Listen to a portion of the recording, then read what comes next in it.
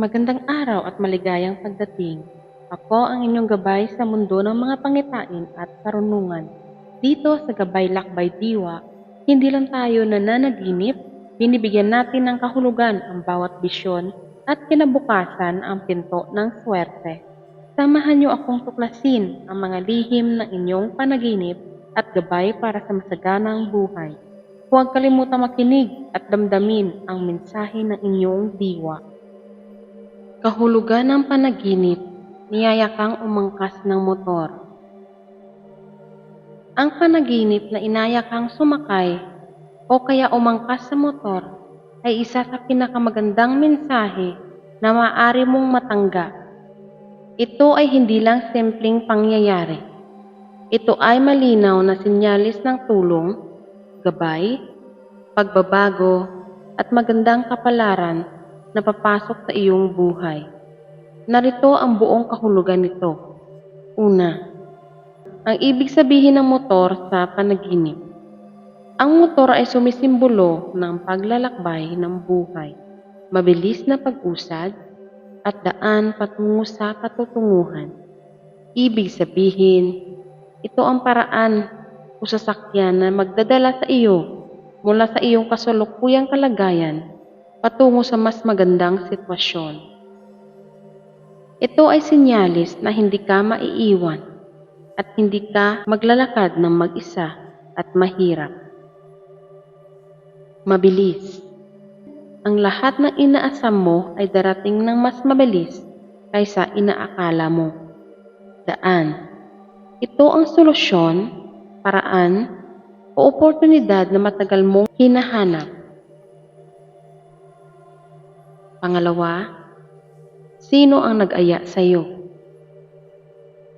Kahit hindi mo kilala ang taong nag-alok sa iyo, ito ang pinakamahalagang kahulugan.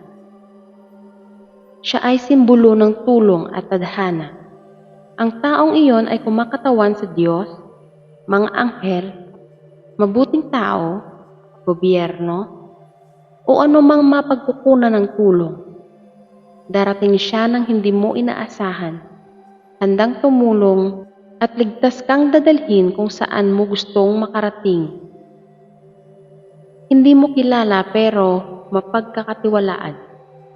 Ibig sabihin, ang tulong o oportunidad ay bago sa iyo. Hindi mo pa nasusubukan, pero ligtas, totoo, at nakalaan para sa iyo. Walang halong panloloko o kapahamakan. Siya ang nagmamaneho, ikaw ay kasama.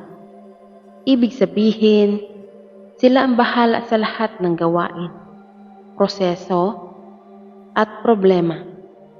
Ikaw lang ay kailangang sumama at magtiwala. Gagawin nilang madali at magaan ang lahat para sa iyo. Pangatlo, ang pag-aya at pag-angkas ay pagtanggap at pakinabang. Ang pagsasabing sama ka o sumakay ka ay direktang mensahe na binibigyan ka ng pagkakataon, inaalok ka ng tulong at tinatanggap ka ng buo. Ito ay katumbas ng matatanggap mo ang inaasam, tulad ng scholarship, tulong pinansyal o solusyon sa problema, inahahandog na ito sa iyo. Iingatan ka sa daan. Kung sa panaginip ay maayos at ligtas ang biyahe, ibig sabihin, ito ay ilalayo ka sa hirap, hadlang, at problema sa lahat ng bagay na humahadlang sa iyo ay iiwasan o aalisin para lang makatawid ka ng maayos. Mula hirap patungong ginhawa. Ang biyaheng ito ay mula sa iyong kasalukuyang paghihirap patungo sa ginhawa, tagumpay, at magandang kinabukasan. Ang mensahe kung may mga hadlang na naiwasan tulad ng bato, lubid, o butas sa inyong dinaanan. Kung sa panaginip na ito ay nakita mong umilag siya sa mga bato, lubid o panganib, Ito ang pinakamalakas na senyales.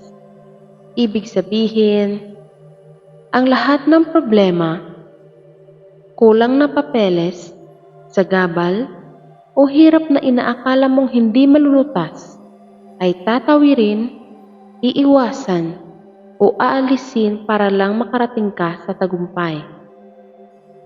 Halimbawa, wala kang dokumento pero makakalusot ka pa rin.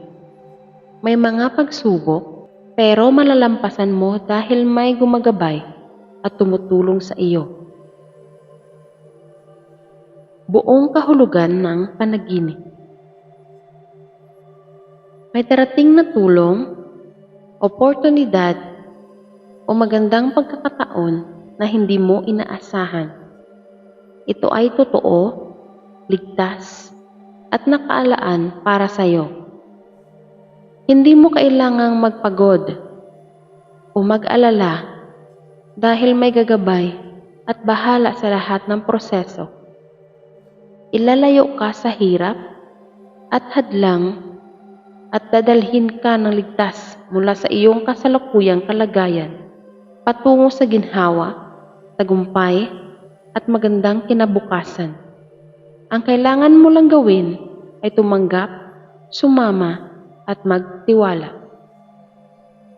Kanino ito dedikado?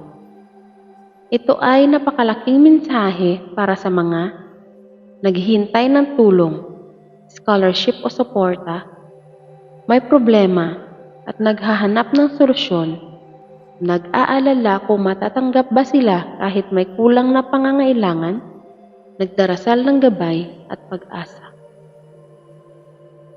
Yan ang ating paglalakbay para sa araw na ito. Sana ay nakatulong ang mga aral at gabay na aking ibinahagi.